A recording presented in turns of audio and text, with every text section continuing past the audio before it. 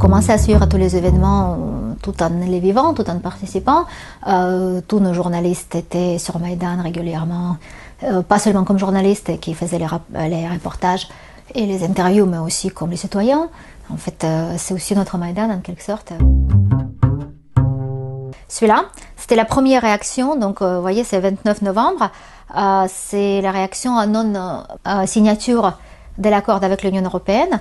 Comme Mme Merkel n'a pas de bonne réputation en Ukraine, il y a beaucoup d'intellectuels et d'analystes qui pensent que en fait, c'est son habitude de traiter trop avec Poutine, de faire trop attention à ses désirs, qui nous a coûté donc de cette absence de cet accord.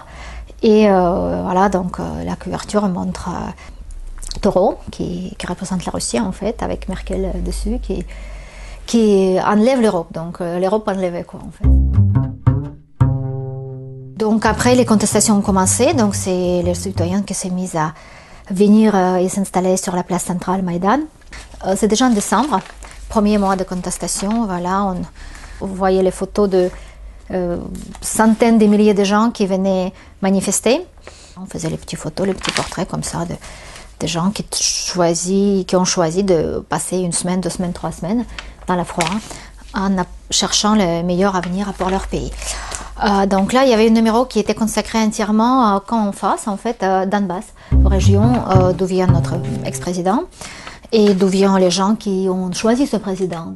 Un journal qui avait beaucoup de succès parce que en fait, il n'y a pas beaucoup de gens dans un camp qui comprennent un autre. D'habitude, c'est un peu... donc, on ne se communique pas trop. Et donc, en fait, c'était une tentative de comprendre les gens qui ne nous ressemblent pas.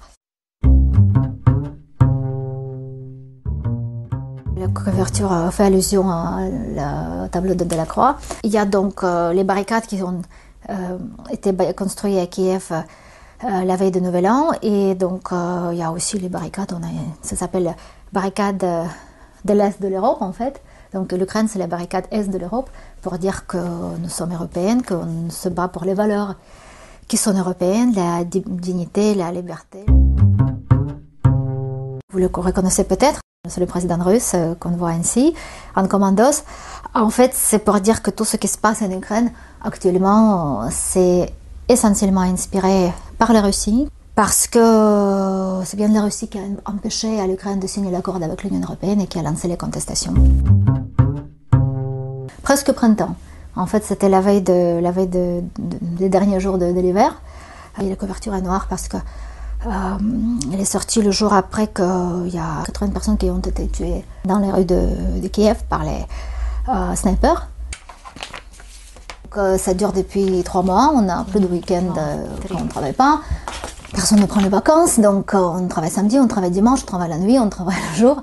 On n'est pas nombreux, mais c'est la seule façon à nous de tenir notre barricade à nous en fait.